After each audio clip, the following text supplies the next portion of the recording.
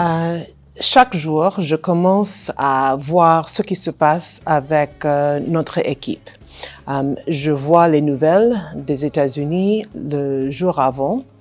Je partage quelques nouvelles avec l'équipe. Et après, normalement, nous avons une journée chargée avec des activités, avec des programmes.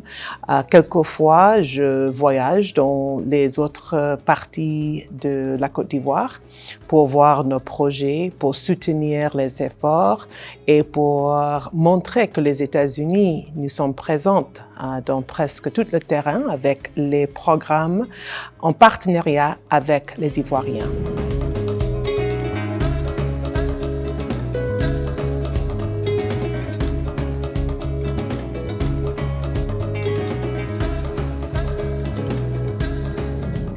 Tout d'abord, je crois que je n'essaye plus à trouver un équilibre entre les deux. En fait, ce que j'essaie de faire, c'est l'intégration. Je fais l'intégration entre le travail et la vie quotidienne parce qu'il n'y a pas une séparation en fait. Surtout dans une position qu'on est toujours en train de chercher les opportunités, de suivre ce qui se passe. J'ai une famille et ce qui est le plus important pour moi, c'est que pour moi d'être présente avec eux quand ils ont besoin. Et c'est ça ce qui est le plus important.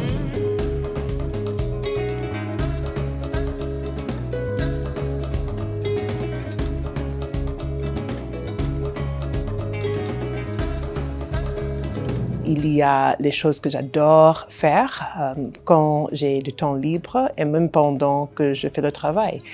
C'est la musique, c'est les arts, c'est de soutenir les jeunes et aussi j'adore aller à la plage et de nager.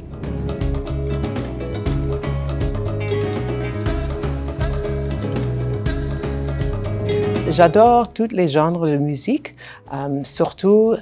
Et je crois que maintenant, je peux savoir que je commence à prendre un peu je ne veux pas dire de l'âge, mais un peu d'expérience. Donc, plutôt, j'adore les musiques des années 60, des années 70 des États-Unis.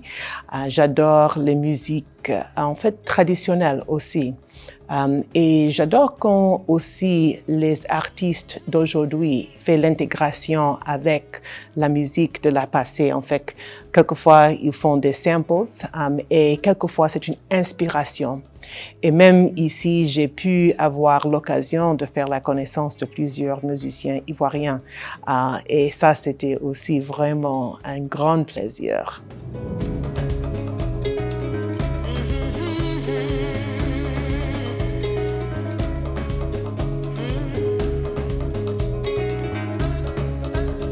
La diplomatie, c'est l'art des relations. Et on peut faire la diplomatie chez soi, on peut faire la diplomatie dans le monde. Et en fait, il faut faire les deux en même temps.